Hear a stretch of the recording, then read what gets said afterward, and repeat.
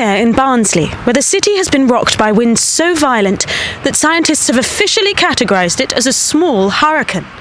Joining me now are Barnsley Town Councillor John Compton and local resident Henry Gunk, who both witnessed the storm. Please, tell us what you saw. John.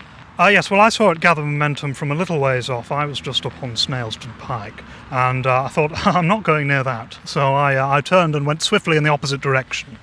Thank you. And you, sir? Well, my front door flew off its hinges, and then I heard screaming.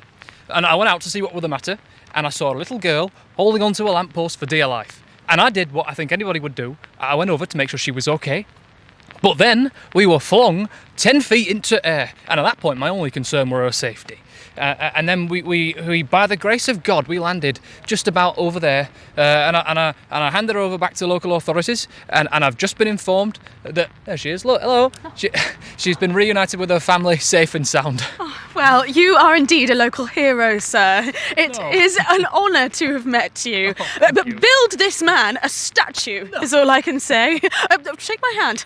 Yes, shake my hand. Oh, thanks. Thank you. Well, there we have it. Two very different accounts from two very different types. Very different types of men. I suppose I should probably finish my story. Oh, you weren't finished? Me? No. Oh, my apologies. No, that's all right. Well, yes. Well, as I was saying, I did turn and go in the other direction, but then I wish I was a coward. I really do.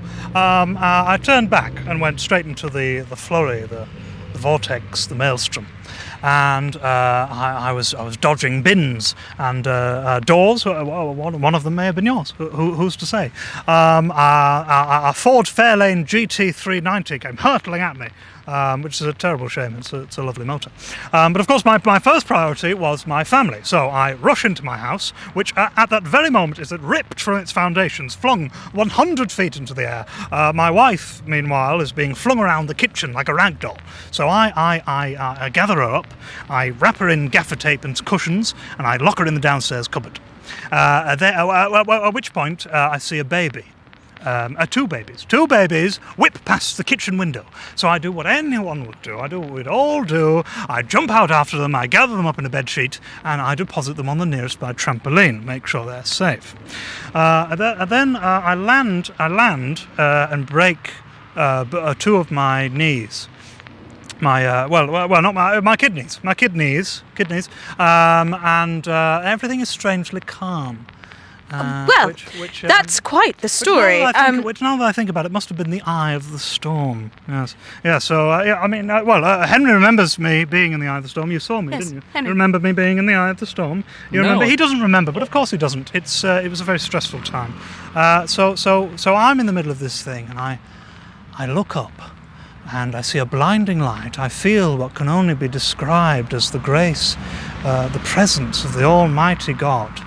And suddenly time is frozen. I'm seeing the beginning and the end of all things, and I feel an understanding between myself and God.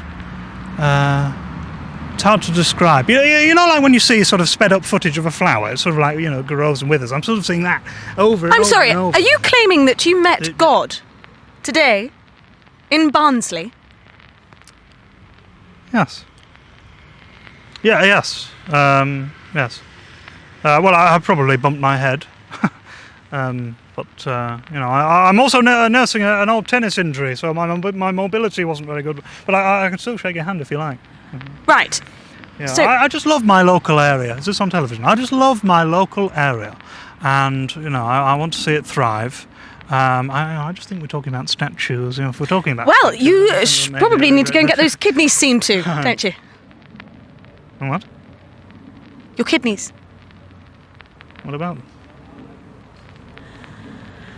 Well, that's about all we have time for here today. Back to you in the studio.